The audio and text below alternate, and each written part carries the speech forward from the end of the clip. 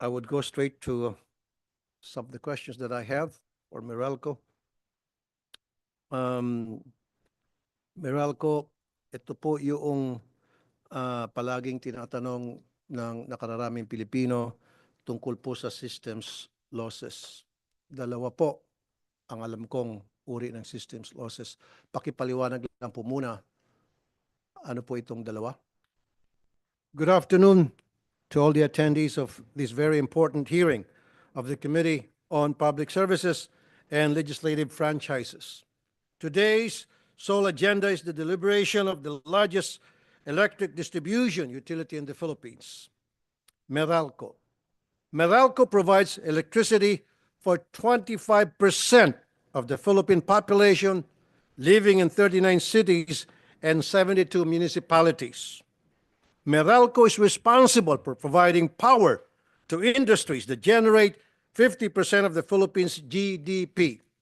Given these figures, it becomes more important to guarantee that those they serve benefit from the renewal of their franchise for a new period of 25 years. Today, we are given an opportunity not only to renew the franchise of Meralco, but also to ensure that they improve their service wherever needed. To give context to the deliberation of their franchise, it is important to lay down the factual backdrop under which the renewal of their franchise lies. The most pressing concern with any distribution utility is the availability of the electricity.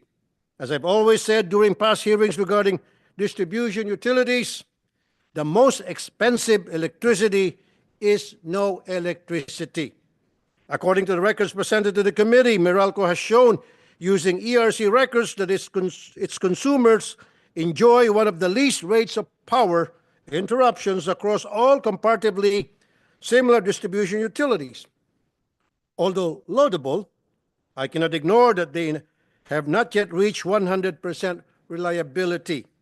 Perhaps it is the perfectionist in me that drives me to question what approaches they have taken to move closer to a perfectly reliable electricity system. Our next consideration is the issue of electricity pricing. Meralco, due to the size and location of its franchise area, provides electricity not only to the rich, but also to the poor.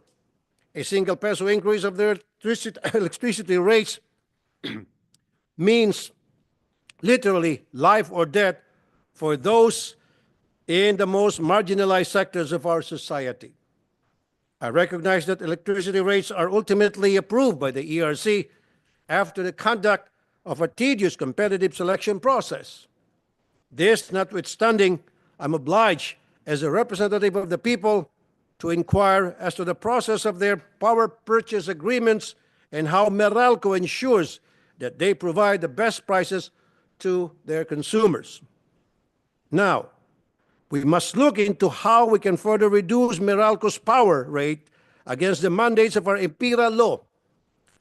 Controversially, every Filipino is required to pay additional charges, such as system loss charge and the Universal Charge for Missionary Electrification, or UCME. This adds certain percentages to every person's electricity bill and is often seen by consumers as unnecessary or a needed cost. Prior to my approval of the renewal of the franchise, I want to make it public the measures Meralco takes in order to minimize this cost, to effectively reduce the impacts of the theft of electricity, as the cost of this crime is shared by all consumers uniformly. Owing my career to public service and labor protection, I cannot forget to consider with this hearing the matter of how Meralco treats its employees. This committee will look into the well-being of Meralco's employees and whether or not they follow the mandated labor standards that they most rightfully deserve.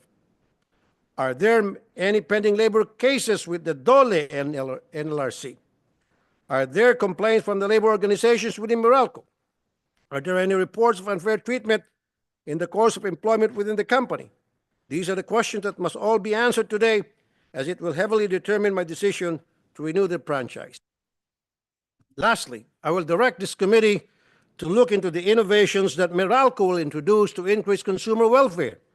Measures such as more accurate billing through introduction of smarter or smart meters, better maintenance of electricity lines to avoid electrocution and fire hazards, and faster response times whenever there is a need of emergency maintenance activities and other works. I always recall my famous tagline, Aksyon Agad. I expect the same from large companies operating essential services such as electricity distribution. I will ensure that they serve their consumers fairly, whether it be large multi-million corporations consuming electricity at an industrial level or the most humble of households that rely on electricity for their day-to-day life. All these aspects of Meralco's business must be thoroughly and meticulously examined prior to the renewal of their franchise. Part of my duty as the chairman of this committee is to ensure that no franchise is approved unless it is for the betterment of the Filipino people. I have always been strict, but I'm always fair. The committee will now begin the deliberation of the franchise of Meralco. But before that, may I ask my fellow senator present if anyone would like to make any introductory remarks. Senator Mark Villar. Yes, thank you, Senator Rafi. Honorable Chair, I would like to manifest my support on our discussion of renewing for another 25 years the franchise granted to the Manila Electric Company, or Meralco. For decades, Meralco has been a vital electricity provider in the country, powering households and businesses in 39 cities and 72 municipalities as of today. Naging bahagi na po ng pang-araw-araw na buhay ng mga Pilipino ang Meralco mula noong magsimula sila magserbisyo sa ating mga kababayan. Now that their franchise is set to expire in 2028, it is upon us to ensure that they will continuously provide efficient and effective electricity to our fellow Filipinos. We are here to scrutinize the service provided by Meralco in the past years and determine how we can amend its ways and to make it adaptive to the current demands and challenges of every Filipino household and business. Atin pong sisiguraduhin, kasabay ng pagbibigay natin ng franchise extension sa Meralco, magbibigay rin tayo ng di matatawarang serbisyo para sa mga Pilipino na tumatangkilik at umaasa sa serbisyo ng Meralco. Maraming salamat po. Thank you, Senator Mark Villar. Senator Villanueva, who authors Senate Bill number 2824, has requested his statement be inserted into the records. COMSEC, let Senator Villanueva's statement be inserted into the records. I would go straight to some of the questions that I have for Meralco. Meralco, ito po yung palaging tinatanong ng nakararaming Pilipino tungkol po sa systems losses. Dalawa po ang alam kong uri ng systems losses. Pakipaliwanag lang po muna, ano po itong dalawa?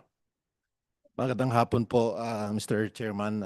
Ako po si Ronnie Aperozzo, Chief Operating Officer po ng Meralco. Salamat po sa, thank you by the way for this opportunity to explain to you this thing about systems losses. Mr. Chairman, ang systems losses po binubuo ng dalawang components, ang tinatawag nating technical losses saka non-technical losses. Yung technical losses, ito ho yung inherent losses pag nagtatransmit po tayo ng energy from the source to the end users. So, alam naman natin na ang kuryente galing sa mga generation plant, then we transmit them through the transmission lines of NGCP, and then tinatanggap naman ni Meralco sa kanyang mga sub-transmission saka distribution lines. Doon ho sa process ng pagdi-distribute o pagtatransmit ng power from the source to the consumers, mayroon ho tayong tinatawag na inherent losses because yung mga linya na dinadaanan, may mga energy losses or heat losses ho doon, at yung mga transformers na nagtatransform from higher voltage to lower voltage, may mga losses din ho ito doon sa core at saka yung sa copper losses.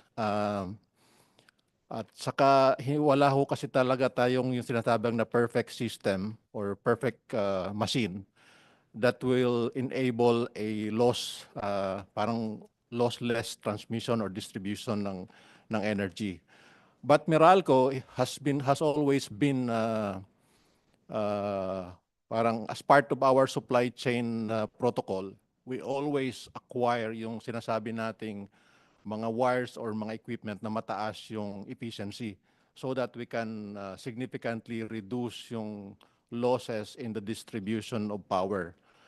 So yun ho yung technical losses. Now, ang isang component ulit ho, ang isa pang component dito yung Yes, sir. non-technical losses. Now, dun mag-focus naman ako sa questions ko regarding sa technical losses. Opo. And then I know later meron kayo babanggitin na yung losses to theft dito muna sa technical. So, paano po na-determine ng Meralco kung magkano po ang dapat i-charge para doon sa technical losses kung tawagin ay inherent?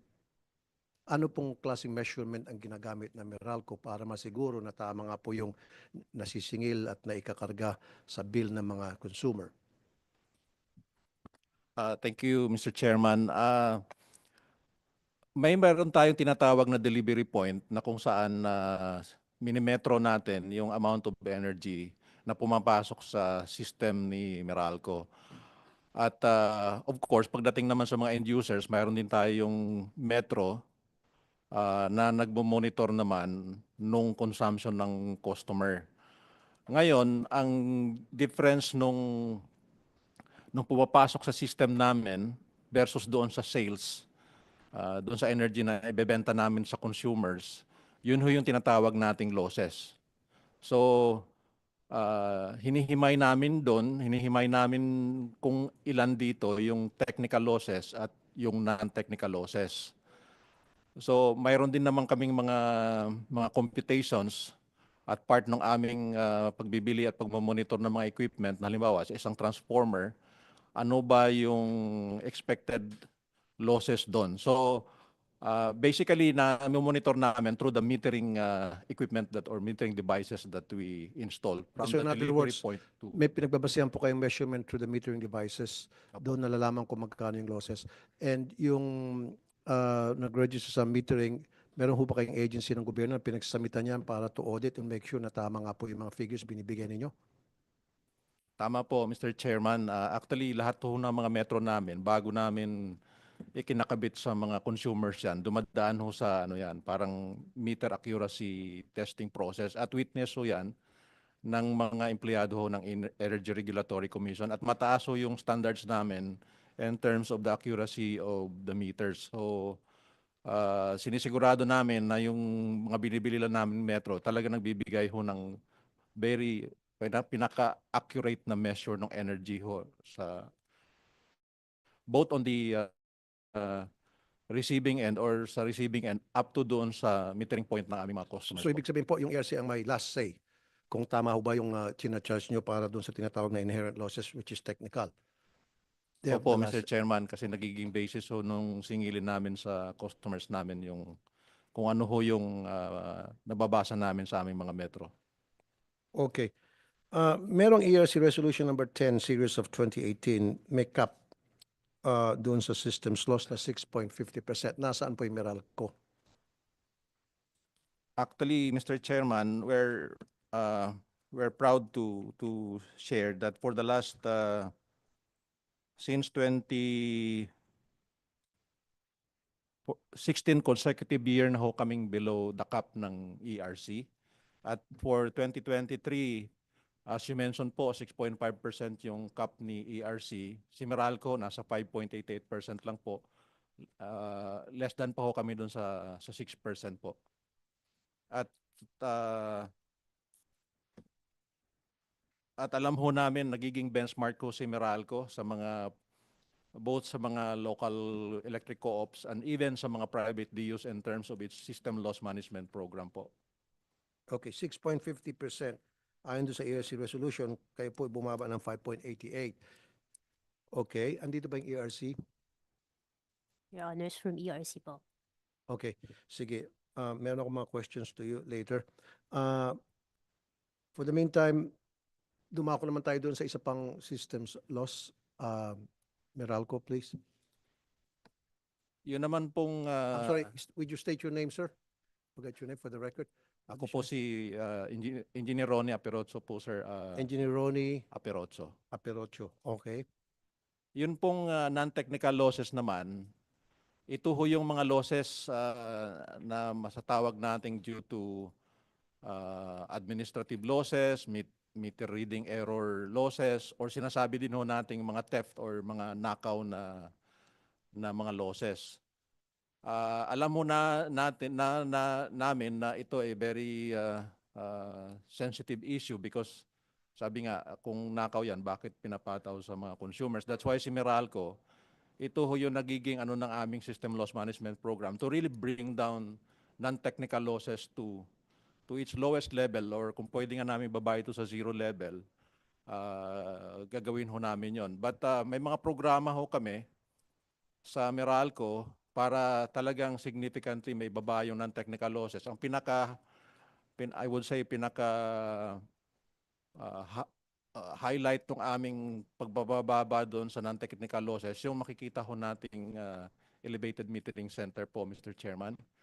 Kasi doon ho sa mga areas na medyo, I would say, talamak ho yung nakawan ng kuryente, ang mabisang pamamaraan lang para at least ma-address namin yung theft, iangat namin yung metro sa mas mataas na elevation para medyo maiwasan ho yung tahasang pagnanakaw ng kuryente. And to share with you, as of now, almost 1 million meters na po yung na-elevate namin. That's around 13% ho ng total customer base ni Meralco. At so sa tingin namin yun ho yung nagiging mabisang pamamaraan kaya naibabaho namin yung systems loss. At sa 2023 po, Mr. Chairman, actually yung non-technical losses ni Meralco masyado na ho mababa. Less than nga, actually bababa ho ito, na less than 1% na nga lang ho ito. Hindi nga umabot sa 1% po yung non-technical losses ni Yes, sir. Meralco. Tama nga kayo, yun po talagang hinaing na marami nating kababayan na bakit namin babayaran yung mga ninakaw ng mga magnanakaw. Kami ang pagdidiskitahan, kami ang kumakarga doon sa mga ninakaw nitong mga kawatan.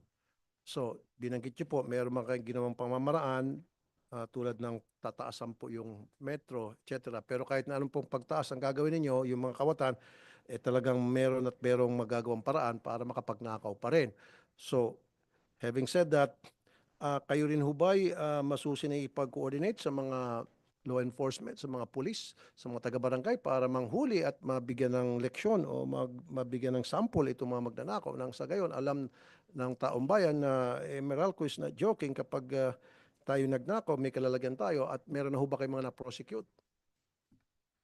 Opo, Mr. Chairman.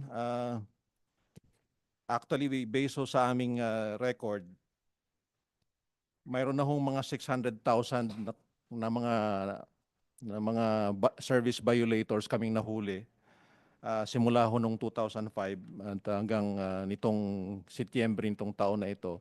Ito po dahil ho sa pakipagtulungan ho namin sa mga law enforcement agencies, especially ho sa mga kapulisan. 24/7 po kaming umiikot, especially ho doon sa mga sinasabi nating hotspot areas para hulihin ho itong mga magnanakaw. At sa katunayan ho, simula ho nung January 2007 hanggang nitong September 2024, a total of 8,300 tons or 276,000 kilometers ho ng illegal wires na ho yung na-confiscate ni Meralco. Mas mabigat pa ho ito sa 2,600 na SUVs and around 7 times the circumference of the earth. Kung may papakita lang ho namin yung aming mga bodega, kinakapos nga ho yung mga bodega namin kasi sa tambak ho ng mga illegal wires na nakukumpiskate ni Meralco. Ito ho kasing pagnanakaw, Mr. Chairman, kung minsan naging function kasi sa ng socio-economic condition ng bansa. That's right. Okay, and let me interrupt you on that. That's the reason gusto ko pong ma-amend yung IPIRA law. Kaya po kayo nakakapagsingin ng legal dito sa mga systems losses because naka-state po yan sa IPIRA law. And I would like to change that. Kasi nga, again, for the end time, it's not fair para sa mga Pilipino na pagbabayaran nila itong mga mababait, mga law-abiding citizen na sila ang nagbabayad sa mga ninanakaw nitong mga kawatan ng mga electricity. So I think IPIRA law has to be changed. Siguro doon sa technical losses, matutolerate yan ng maraming tayong kababayan, maintindihan nila yan. Pero doon sa ah, losses through theft, yun yung medyo mahirap talagang iswalo ng mga kababayan natin, especially yung mga ah, medyo hindi middle class, medyo below middle class na nagbabayad ng kuryente on time, mabigat para sa kanila yon. Now, my next question to you, sir. Uh, Parang lagom ata, sinasama niyo yung systems losses at saka yung non-technical losses. Iniisa nyo na lang. Di ba dapat separate yan para ma-determine natin kung nasaan tayo, ilan ba yung talagang technical losses, may kinalaman sa technical versus may kinalaman sa non-technical at pagnanakaw? Opo, Mr. Chairman, actually sa mga monthly at quarterly and even annual reports na sinasubmit namin sa ERC, malinaw hong hinihiwalay ho namin yung technical sa non-technical losses po. At kami naman po, tama ho kayo, medyo very yung focus namin sa non-technical losses. In fact, yung addressing nga yung issue ng socio-economic, may mga programa ho kami para matulungan din ho yung mga hirap na mga consumers namin na magkaroon ng sariling kuryente. So mayroon ho kaming prepaid electricity service para doon ho sa mga tingi-tingi lang ho or maliit lang po yung budget at yung wala ho silang, yung mga tinatawag natin mga informal settlers na wala naman ho silang mga titulo sa kanilang mga bahay pero gusto mong maka-avail ng kuryente ng Meralco. So yun ho yung dahilan kung bakit nag-offer ho kami ng prepaid electricity service para ho gagamit sila ng kuryente, depende lang ho sa budget na kaya nila. So mga 140,000 na po na customers namin ang nabigyan namin ng ganong serbisyo po. Paano nyo po nakukompute kung magkano exactly yung mga nananakaw ng kuryente nito mga nagja-jumper? Ano pong measurement ang ginagamit ninyo? Determination para masiguro eksakto ngayon talagang sinisingil nyo na allowed po sa IPIRA law. Hindi yung kayo po yung nagpapatsamba-tsamba lamang at baka po kayo meron ng kinakarga dyan ng sobra para tumubo na mas malaki, etc. Mayroon pong formula or methodology si ERC po na sinusunod ho ng Meralco at lahat ho ng mga kooperatiba at mga distribution utilities po sa pag-compute po ng systems Ano losses. po yung formula na yun, sir? Actually, ang ano lang ho doon is yung nagsasubmit ho kami nung it's basically system loss is a difference between the energy that we receive versus the energy that we sold. So parang kung ano yung nabibili namin versus ang ibebenta namin. So ang difference nun, yun yung energy losses. So yun ho yung losses but of course kung titingnan mo yon, tinitingnan namin yon, ilan ba dito sa halimbawa, sabihin na nating 1 megawatt hours, susuriin namin doon kung ilan doon yung napunta sa technical losses at napupunta naman sa not technical losses. Sa pagkakalam ko kasi, yung sa non-technical losses, yung kung tawagin ay jumper, I understand, base po sa akin, Intel, hindi lang naman itong mga nasa maliliit na mga bahay-bahay ang nagja-jumper, maging itong mga corporate. Anong ginagawa niyo po rito? Meron na ho ba kayong mga nakakasuhan? Ito at mas malaki ang nananakaw na kuryente. Opo, Mr. Chairman, tama ho kayo, hindi lang ho maliliit. May mga nahuli din ho kaming mga malalaking customers na may mga violations. At kinasuhan namin sila at ano naman, base sa implementing rules ho kasi, pwede namin silang yung differential billing na base sa batas, mas malaki ho na sisingil namin sa kanila kasi parang part ng penalty, malaki yung differential billing na inimpose namin. Meron na ho ba kayong mga nahulit, nakasuhan at pwede ho ba kayo magbanggit ng mga pangalan? Huwag ho kayo mahiya. Wala naman libel dito dahil tayo nasa hearing. Banggitin yung pangalan para yung sa susunod yung mga malalaking korporasyon na may pambayad naman ay hindi na ho magnanakaw sa kuryente at ang mananagot yung mga maliliit nating kababayan, you and me, babayaran natin yung mga ninakaw nila. Magbanggit ho kayo mga kumpanya. Sample para mapatunayan nyo sa amin na talagang itong mga malalaking korporasyon ay meron kayong nahuli. Hindi lang po yung mga nagja-jumper sa barangay-barangay ang inyong hinuhuli.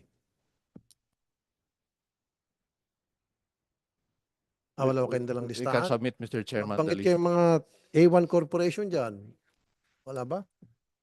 Definitely ho, meron kaming, Submit na lang. we can submit po. Okay, kasi kung meron po kayo, sabihin nyo sa akin, babanggitin ko on the spot kung sino-sino po yung mga korporasyon na yan, especially kung nakakasuhan, para hindi na umulit. At yung mga susunod na mga may magbabalak, hindi na magbabalak kasi sabihin, babanggitin sa hearing yan.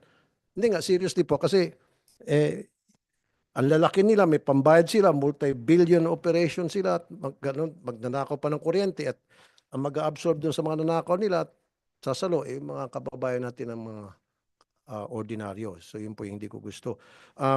By the way, nandito nga pala si Senator Villanueva. Kung meron po kayong open statement and then magtatanong mamaya si Senator Mark.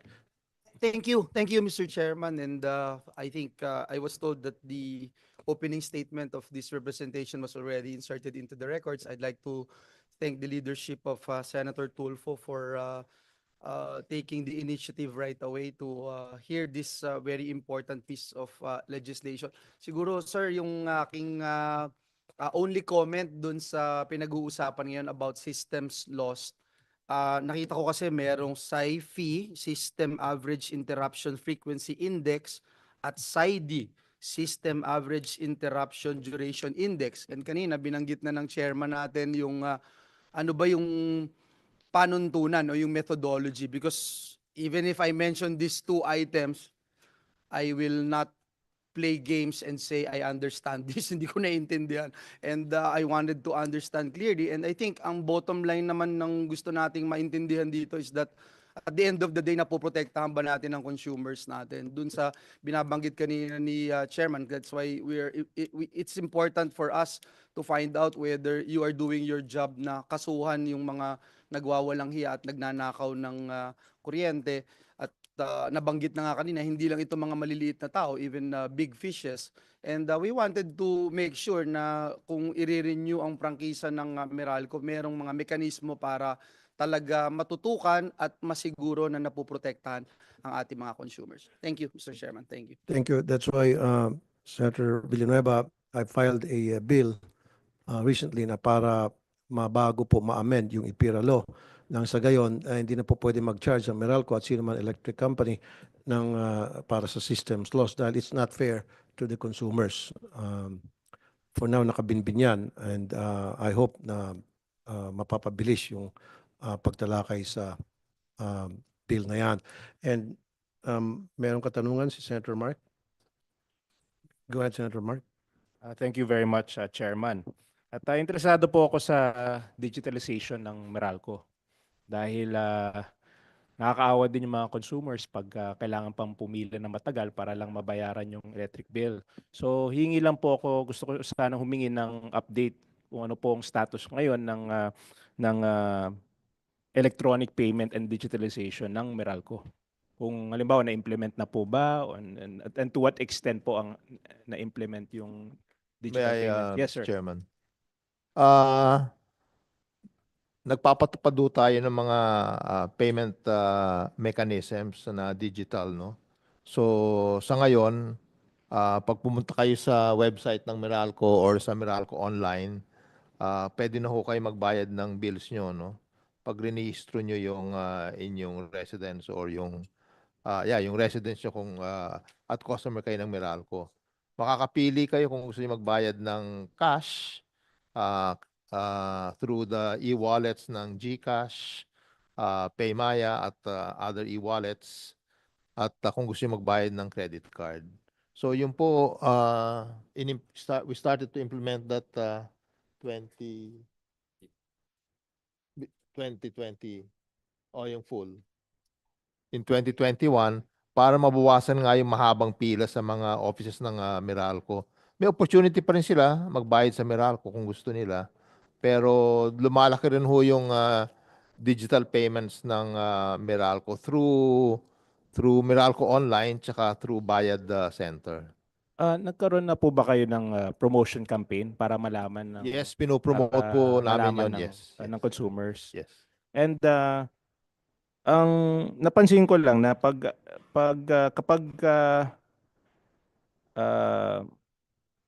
kapag nagbayad ka sa mobile app kapag nagbayad ka using yung GCash or Paymaya, walang transaction fee.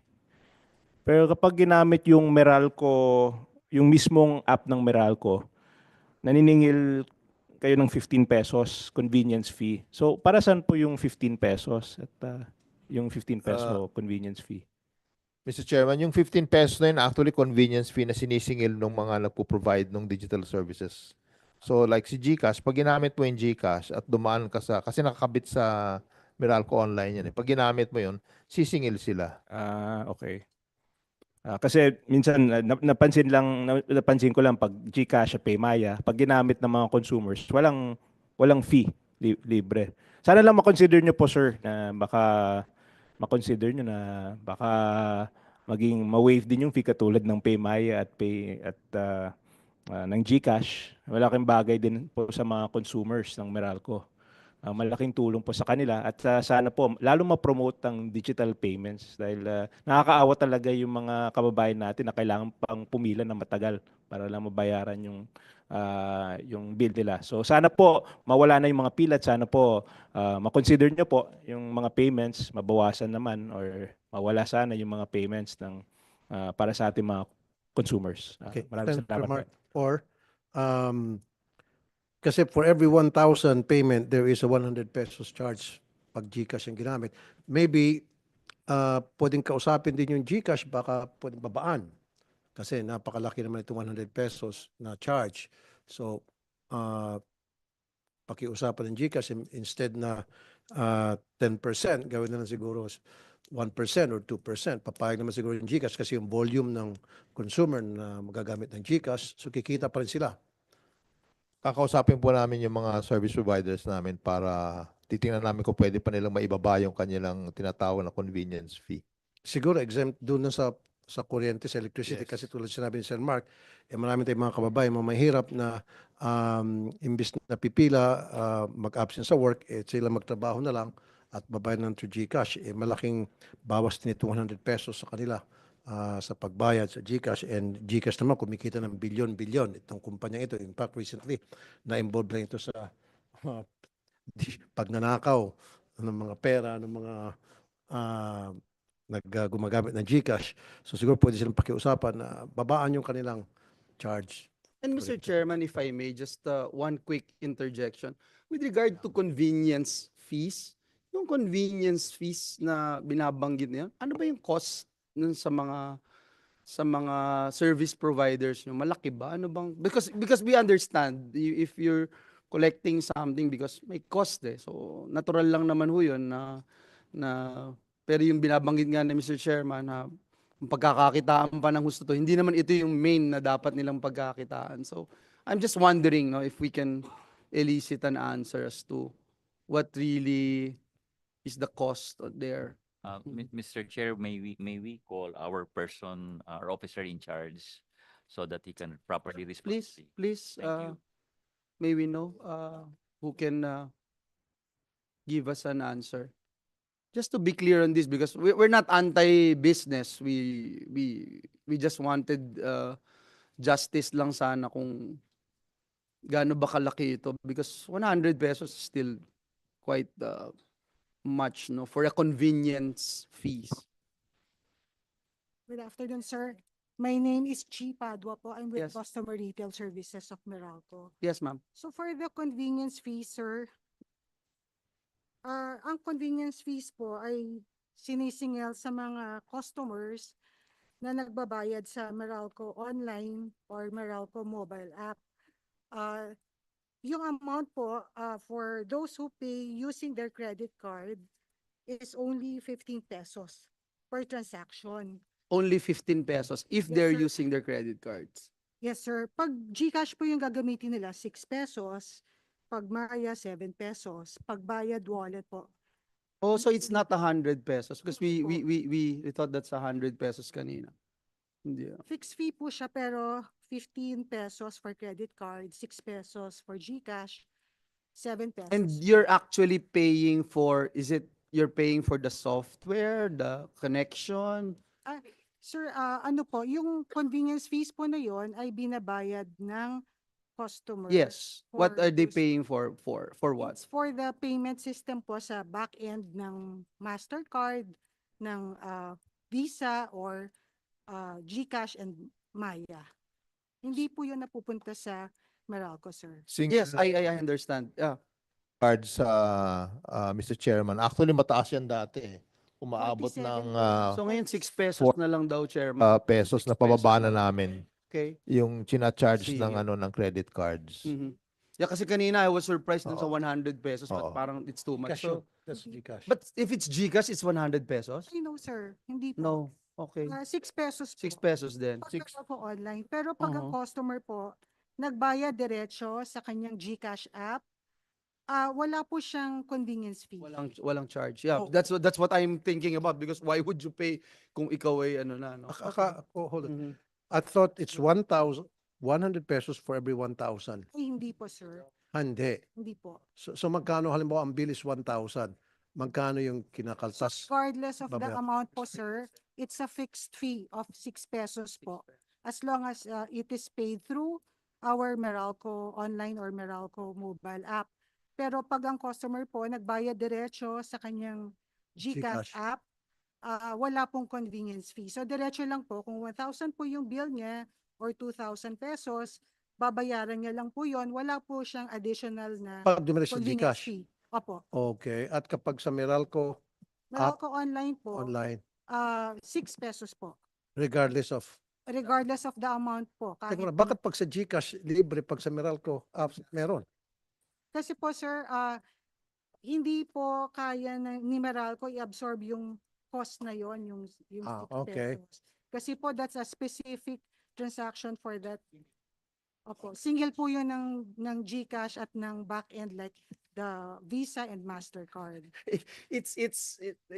Whether it's 6 pesos or whatever it is, ang point ko lang is yung 6 pesos you're paying for what? The system, the software, the service of what? The staff taking care of the payments. So yun lang yung kaninang Mr. Chairman, yun I'm ang, glad that it's yeah. down to 6 pesos. I'm really glad that it's yun, down to yun 6 ang pesos. sinisingil ng GCash kapag yung customer halimbawa ginamit niya yung Meralco online. Kasi pwede ka rin magbayad ng GCash eh. You can use your GCash wallet to pay your bills And that's using for free. silang sumisingil. Hindi kami. Kaya nga po eh. So That's why- effectively That's it's why a I might be asking the wrong person. Why are they actually service fee nila yun. Yun ang sinisingil nila, Mr. Chairman. service Kasi po, sir, fee? If I am already involved in GCash, why would I be paying their service fee? Kapag ginamit nyo si GCash itself, kasi si GCash meron din siyang payment options doon eh. Pay bill, halimbawa, gagamitin mo. Pag pumunta ka doon, ginamit mo yung GCash mo, hindi kasi singilin ng GCash. Pero if they're paying for Meralco, Pero pag, hindi, may pay bill sila na Meralco eh. So you can actually pay using the GCash wallet if you go to their pay bill section and you can pay Meralco directly through GCash.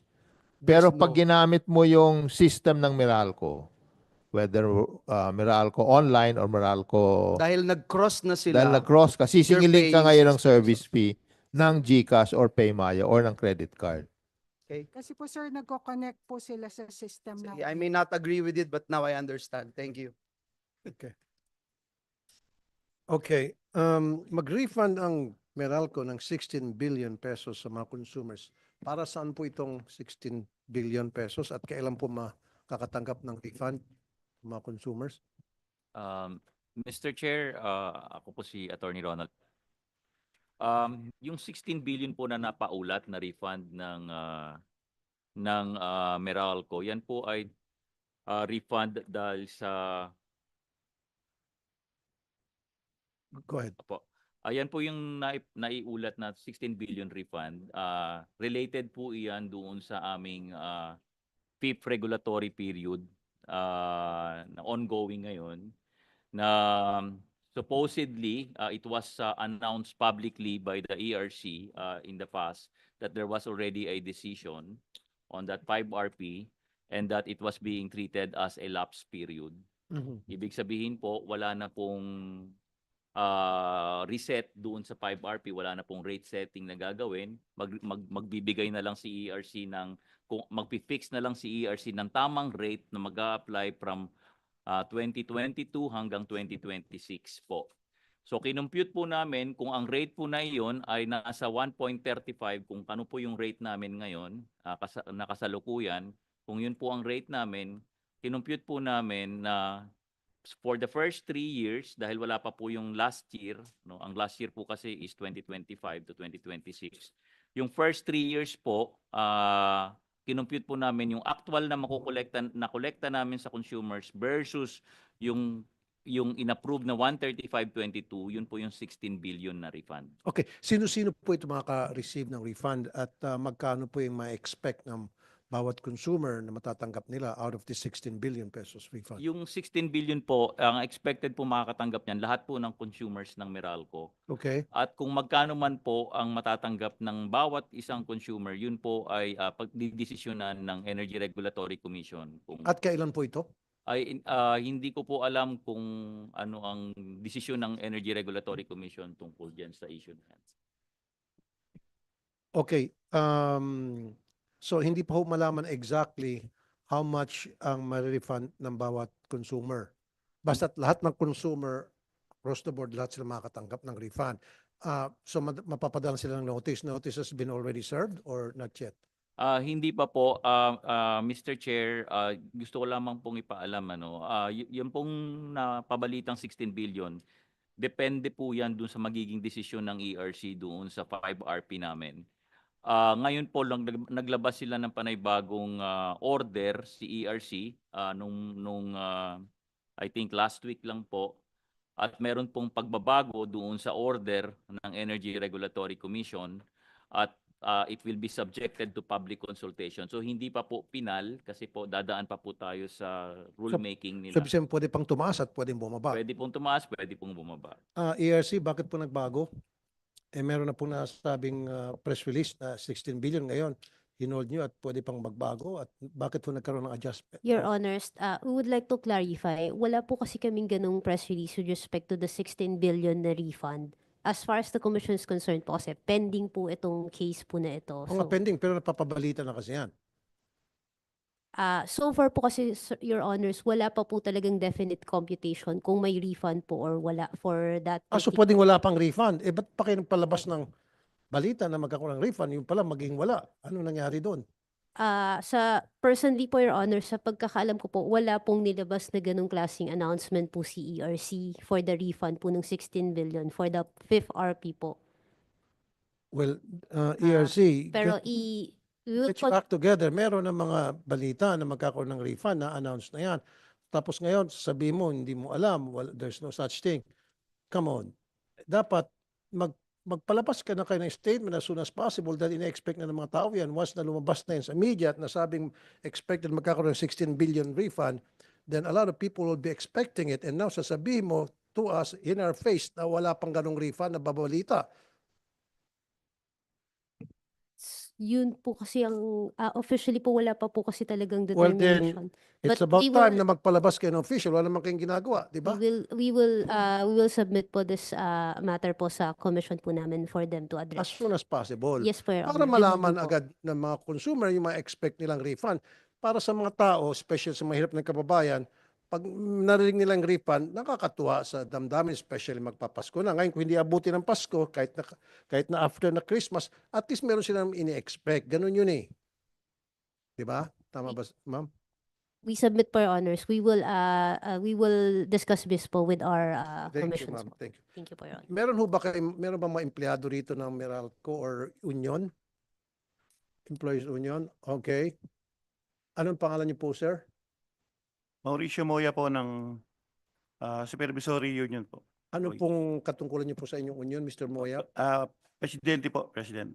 Okay. Napakahalaga po sa akin yung estado ng mga magagawa sa bawat kumpanya, especially dito po, humiling po ng renewal ng franchise sa Meralco. Kumusta naman po ang kalagayan ng mga manggagawa sa Meralco, especially yung mga maliliit yan sa Meralco, ng mga manggagawa, sir? Sir, sa ngayon po, maganda naman po ang takbo ng mga empleyado sa mga inspection po na ginagawa ng DOLE, lalo yung mga general labor standards po ay pasado po lahat sa mga inspection, sa mga surprise inspection po na ina-attendan ko. Maganda Wala, naman po ang aming wala ho pa performance. mga nagreklamo, wala kabinbin ng mga kaso, unfair labor practices, especially dun sa mga lineman. Sir, sa pagkakala po, wala. May mga discipline po na mga disciplinary po na Hindi, action. ayoko marinig yung mga lineman disiplina. Gusto ko marinig yung Meralco ay disiplina dahil hindi nagbabayad ng tama. Meron ba mga ganung balita? Wala naman po. Yung mga unfair labor practice, wala po. So, Wala po. lahat ng mga empleyado ay Tama okay. po. Okay. Dalawang katanungan na lamang. Okay, so pasado na sa akin yung labor. Meralco, yung sa spaghetti wires, medyo recently, meron tayong mga ganong klaseng problemang na-encuentro. In fact, may nalapit na sa aking programa sa radyo na-electrocute at na-kuryente. Ano bang ginagawa ng Meralco ng mga programa para maayos yung mga spaghetti wires problem kung tatawagin? Mr. Chairman, agree po na itong mga spaghetti wires ay isang problema na dapat talagang resolbahin. Pero ito po kasi kung babalikan lang po natin, nung kasing nagkaroon tayo ng pandemic, dahil ho sa, alam naman natin, yung mga nagtatrabaho sa opisina, so nagkaroon na tayo ng mga online na work. Kaya marami ho talaga nag-apply ng mga internet connections. So during the pandemic, marami hong mga naikabit na mga internet cables sa mga poste ni Meralco. At naintindihan naman namin yon. Kaya ito na ho ngayon, sa sobrang dami, kailangan na talagang ayusin ni Meralco kasi maliban ho sa medyo hindi magandang tingnan, nagiging risk din ho siya sa mga facilities ni Meralco kasi pag nagkaroon ng overloading, pwede ho kasing matumba yung poste namin at kakaroon pa ng mga safety issues. Kami ho sa Meralco, meron ho kaming urban blight program ang sinasabi namin. Mayroon ho kaming binigyan na ho ng kontrata na grupo na tumingin dito 24/7 in coordination with the local government at saka mga taga-telco ho mismo. Okay, so sabi niyo meron kayong kinontrata para tingnan yung problema sa spaghetti wires.